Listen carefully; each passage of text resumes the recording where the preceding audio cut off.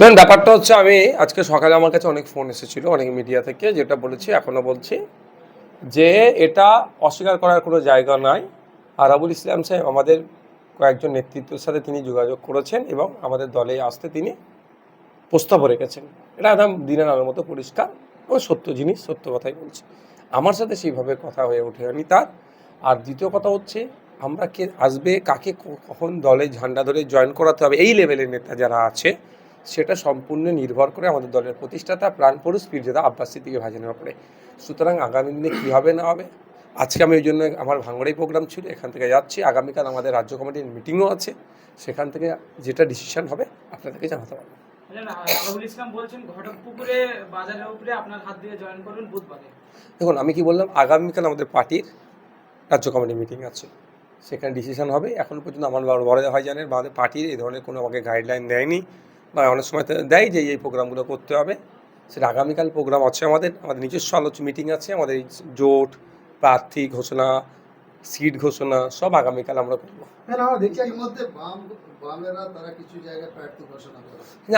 আমরা যে জায়গাগুলো মেনলি ক্লেম করে রেখেছি, দেখলাম যে লিস্টগুলো ঘোষণা করেছে সেগুলো এক প্রকার ছেড়েই করেছে।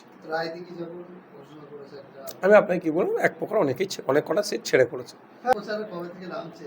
দেখুন, ঈদ আসছে, ঈদের আগে আশা করছি ঈদের পর থেকে নেবো, ঈদের আগে আর হয়ে উঠবে না।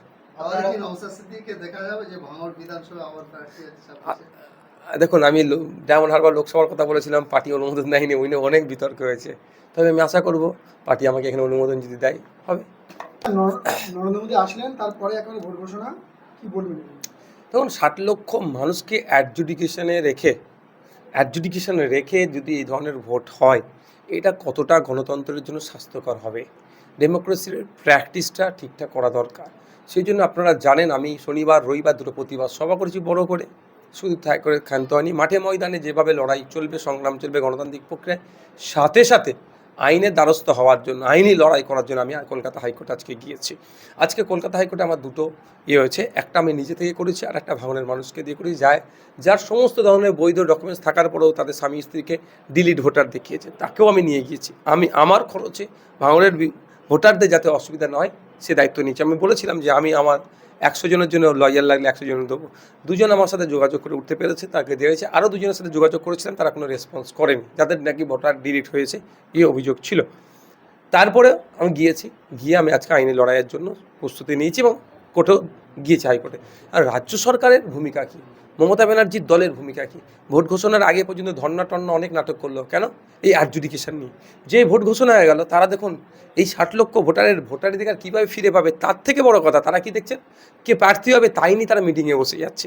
আমাদের কাছে আইএসএফের কাছে প্রার্থী কী হবে না হবে, ভোটের কন্টেস্টটা থেকেও বড় জিনিস হচ্ছে আগে ভোটারদেরকে ইনশিওর করা, তাদের ভোট দিতে পারবে কি পারবে না। সেই জন্য আগে আমরা মিটিংয়ে না বসে Indian secular front, all India secular front হাইকোর্টে এসেছে, মামলা করেছে, নওশাদ সিদ্দিকীও এসেছে, মামলা করেছে। তাই আমি আপনাদের বলবো, আপনাদের মাধ্যমে এটাই, যে মোদিজি এসে ঘুরে গেছে, এতে বড় একটা রহস্য কাজ করছে। যেই মোদিজিকে মমতা ব্যানার্জি দরাজ সার্টিফিকেট দেয়, উনি ভালো অমিত শাহ খারাপ, তার মানে কোনো না কোনো জায়গায় মোদি মমতার একটা সুন্দর সেটিং আছে, আর বাংলার মানুষকে ভয়ের পরিবেশ তৈরি করছে। বাংলার মানুষকেও বলবো, জাগ্রত হন, আসুন। যতক্ষণ না পর্যন্ত অ্যাডজুডিকেশন বিষয়টি নিষ্পত্তি হচ্ছে, ভোটে অংশগ্রহণ করবো না, এই মর্মে বাংলার মানুষকে ঐক্যবদ্ধ হতে হবে। ভাইজান, আমরা দেখলাম একবারে ভোট ঘোষণার সাথে সাথে মুখ্যমন্ত্রী ইমাম সাহেবদের এবং পুরোহিতদের টাকা বাড়াবেন, কি বলবেন? ভোট ঘোষণার পূর্বেই, নোটিফিকেশনের পূর্বেই, ইসিআইয়ের প্রেস কনফারেন্সের পূর্বেই 500 টাকা পুরোহিত, 500 টাকা মুয়াজ্জিমদের বাড়ালো। তো ব্যাপারটা হচ্ছে, যারা এগুলো করছে, এগুলো মমতা ব্যানার্জি ভালো করে জানেন যে এটা এই ধরনের দিয়ে সমাজের মানুষকে টেনে নিতে চাইব। তবে একটা কথা বলি, এবার তিনি ব্যর্থ হবেন। যে পুরোহিতকে দিয়েছেন বা যে ইমাম বা মুয়াজ্জিনকে দিয়েছেন, সবটাই বৃথা যাবে। ইমাম, মুয়াজ্জিন, পুরোহিতরাও তৃণমূল এবং বিজেপির বিরুদ্ধে ভোট করানোর জন্য রেডি। ভাঙড়ের বেশ কয়েকজন বৈধ ভোটারকে ডিলিট করে দিয়েছে। আমার কাছে যে কটা খবর এসে পৌঁছেছে, তাদের মধ্যে কয়েকজনকে আমি সবার সাথে যোগাযোগ করার চেষ্টা করেছি। যারা রেসপন্স করেছে তাদেরকে নিয়ে আমি কলকাতা হাইকোর্টে একটা অ্যাপ্লিকেশন করেছি, তারা অ্যাপ্লিকেশন করেছে, অর্থাৎ আগামী দিনে মামলা হবে। বৈধ ভোটার তারা কেন বাদ করলো এই মর্মে। একটা কাজ করেছে। আর একটা কাজ করেছে কি, ভাঙড়ে 11,500 তুমি পিছিয়ে হতো, হ্যাঁ এই পিছিয়ে আসো, তাহলে পিছনে একটু কথা বলতে অসুবিধা হবে। 11,500 ভোটার আন্ডার অ্যাডজুডিকেশন। যা পরিস্থিতি, তারা নাকি আর ভোট দিতে পারবে না। যদিও সুপ্রিম কোর্ট বলেছে ভোটের আগের দিন পর্যন্ত তাদের যদি সমস্যার সমাধান হয়ে যায় তারা ভোট দিতে পারবে, কিন্তু এটা সুপ্রিম কোর্টের জাজেসদেরকে সম্মান জানিয়ে আমার মনে হচ্ছে এটা হাস্যকর হয়ে উঠছে আমাদের কাছে।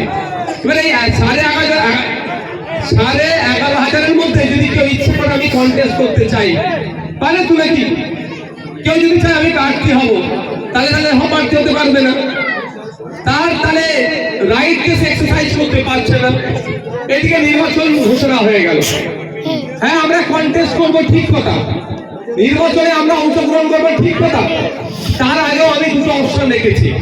প্রথম অপশন হচ্ছে রাজ্যের সরকারের প্রধান এখন মমতা ব্যানার্জি। এই মুহূর্তে পশ্চিমবাংলায় সব থেকে বড় দলটার নাম হচ্ছে তৃণমূল কংগ্রেস, অস্বীকার করার কোনো জায়গা নেই। কিন্তু তৃণমূল কংগ্রেসের সুপ্রিমো বা তৃণমূল কংগ্রেসের কোন নেতার মুখে আপনার 60 লাখ লোককে বাইরে রেখে নির্বাচন করা যাবে এটা শুনতে পাচ্ছেন? কদিন আগে কিন্তু ওরা ধর্নায় বসেছিল, কদিন আগে কালো কাপড় জড়িয়ে সুপ্রিম কোর্টে গিয়ে হই হই করছিল। কিন্তু দিনের শেষে যে ভাঙড়ের 11,500 ভোটার, সারা পশ্চিম বাংলায় 60 লাখ মতো ভোটার, তারা এখন আতঙ্কে আছে ভোট দিতে পারবে কি পারবে না। এই পরিস্থিতির সম্মুখীন যখন হয়েছে, এটা জোর গলায় বলছে না যে যতক্ষণ না পর্যন্ত ভোট ডিক্লিয়ার হচ্ছে, যতক্ষণ না পর্যন্ত ভোট ডিক্লিয়ার হচ্ছে ততক্ষণ পর্যন্ত আমরা ভোটে অংশগ্রহণ করবো না, এ কথা বলার সাহস দেখাতে পারছে না। আমি গতকালকে বলেছি, আজকেও বলছি, আমরা চাই, আমি মমতা ব্যানার্জির রাজনৈতিক কিন্তু চরম বিরোধী। আপনারা জানেন উঠতে বসতে সেই দলের নেতাদেরকে আমি চোর বলি, চোরগুলোকে আমি চোর বলি, এই মুহূর্তে পশ্চিমবাংলার সব থেকে বড় দলটার নাম তৃণমূল কংগ্রেস। তার সুপ্রিমো একবার ঘোষণা দিক, যতক্ষণ না পর্যন্ত এই অ্যাডজুডিকেশন অর্থাৎ বিচারাধীন যে বিষয়টা নিষ্পত্তি হচ্ছে ততক্ষণ পর্যন্ত আমরা ভোটে অংশগ্রহণ করবো না।